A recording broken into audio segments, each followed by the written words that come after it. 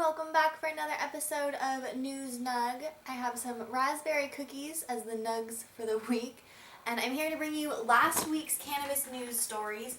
5 news stories shared on Twitter and Instagram. I can't access the Facebook page because of this real name nonsense, but newsnug.com will also have all the stories from the week before, posted on a Monday. The first story I wanted to share was posted last Monday, and it's coming from the Dallas-Fort Worth area in Texas, the United States, where nearly 5,000 Texans marched to support cannabis legalization. It was in Dallas. It definitely made the news. I'm here in California, and I saw some headlines about it, so way to go, the Dallas-Fort Worth, NORML, and Texas organizers that put this together. Definitely made headlines, and the person that I saw quoted in this article from CBS was Sean McAllister, saying that what he's concerned with is getting sick people who are dying a chance to improve the quality of their life by ingesting some cannabis. I love it. It's awesome. A lot of people say that Texas is going to be the last to happen, or that Texas doesn't support legalization. Texas isn't in the loop. And I just think it's really important to pay attention to the stories that are coming out of Texas. There are more and more patients, more and more activists and advocates, and marches like that one that happened in Dallas. Nearly 5,000 people. That's incredible. The next News Nug story is from Philadelphia, and it's also about just grassroots activism, really. Mike Witter is a local activist to the Philadelphia area, and he supports cannabis legalization. Recently, Philadelphia has decriminalized possession of cannabis. I brought that to you on an earlier episode of News Nug, an earlier story. But with decriminalization does mean tickets. There are still tickets. It's no longer a felony. It's no longer a major charge or anything like that. But it is an infraction. You do have to pay a fine or go to court and say you're sorry, something like that. So Mike Witter, something like that. I don't know if I'm pronouncing their last name totally right. But he signed up to be the very first person to receive the citation. He was very excited to do it. There's this great picture of him giving a thumbs up as he gets that citation from an officer. And according to the article I saw on phillymag.com, he actually went to City Hall, I'm pretty sure, and smoked at City Hall, lit up, had his weed right there so that he could be sure that he was the first person to receive the citation. A lot of people, when I posted this story on the social media feeds, were almost upset at him, like, what a waste of time, why would he do that, he's just causing trouble. And I think you're really misunderstanding what it is. It's civil disobedience. It's a chance to say, if you're going to make it an infraction, I'm still going to do it, and this is what a peaceful cannabis user looks like. So I really, really support it. I love it. I don't think decriminalization is the end or the answer. I think it's just a step in the education of what cannabis is and how it can be brought to communities for positive good and positive results. So way to go, Mike in Philadelphia. I love that story. It was awesome. The next News Nug story is from the Washington Post, and it's kind of a counter story to one that got a lot of headlines. I don't think I brought it to you because I thought the first story was bullshit in the first place, and I don't bring to you stories that I don't find relevant. So the first story said that marijuana use will lower your IQ.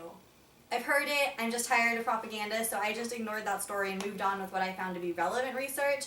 Like this one that popped up, saying more and more they're finding out that 2012 Duke University study that made international headlines saying heavy marijuana use and an IQ decline among teenagers was related, linked.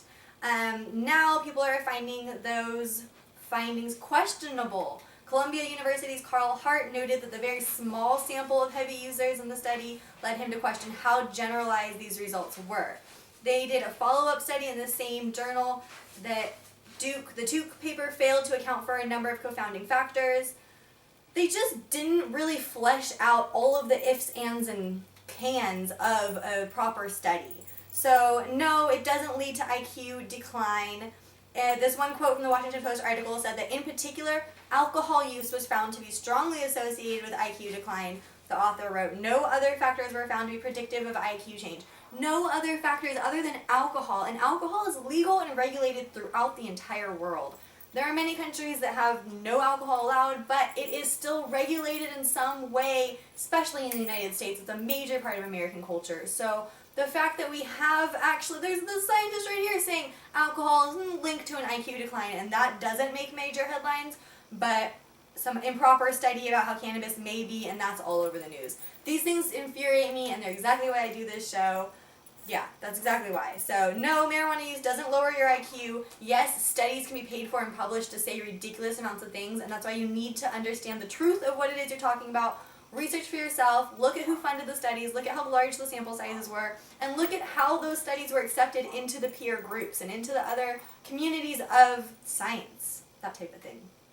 Anyway, the next story, I'm not much of a scientist, nor am I much of an NFL expert, but the next story is about the NFL, saying that the marijuana regulations and restrictions in the NFL are strict, but they're not actually as strict as they sometimes seem, because the testing does occur once a year, starting on April 20th, which is kind of fucked up. Like, why would you even do that?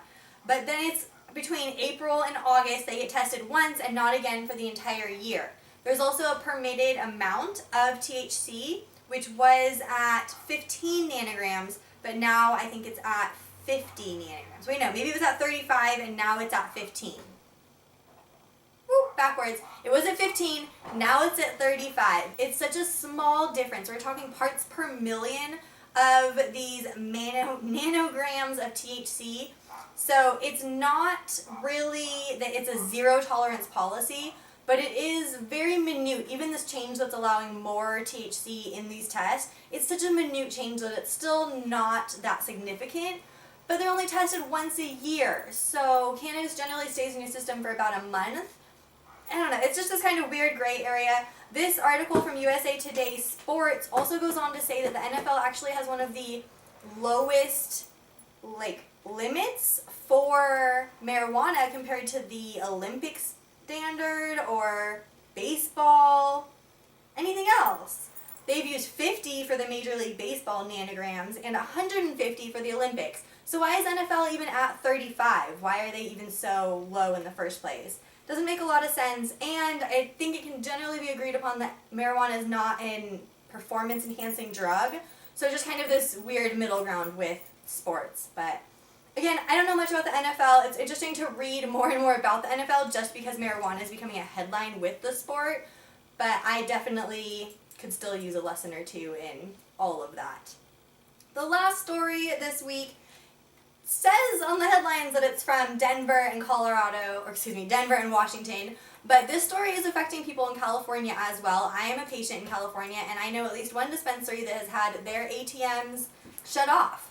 It's going on in Colorado and Washington. It seems to be the service provider's choice and not the credit card company's choice. So the credit card company, like Visa, MasterCard, Discover, all of those, they're not the ones shutting down these ATMs, but this ATM company, a South Dakota-based MetaBank, has already warned its ATM owners not to be using them for dispensaries or legal marijuana sales or anything to do with cannabis, but it's always hard to tell exactly where every single one of their ATMs that they own is being used. So now MetaBank hasn't really answered any comments, but they have just kind of shut off all of the ATMs that seem to be in dispensaries, legal marijuana shops, places where people have been conducting state legal business, but suddenly they're no longer allowed to use credit cards. It's very frustrating. Having to do everything in cash makes it a more risky business to have in general, and it's just another headache in an already frustrating time. So I'm definitely interested to see how that works out. As the past couple of years have played out, we've had ups and downs of whether you can use credit cards or not. It's not like it is a life or death situation to use a credit card, but it is a major thing. It's definitely something that is just, we're being picked on because of the type of industry that we are. So those were last week's News Nug stories. As always, the stories for this week will be brought to you on Twitter and Instagram, and then I will recap it next week. Thank you guys for watching. I'm going to hit this bong and get on out of here.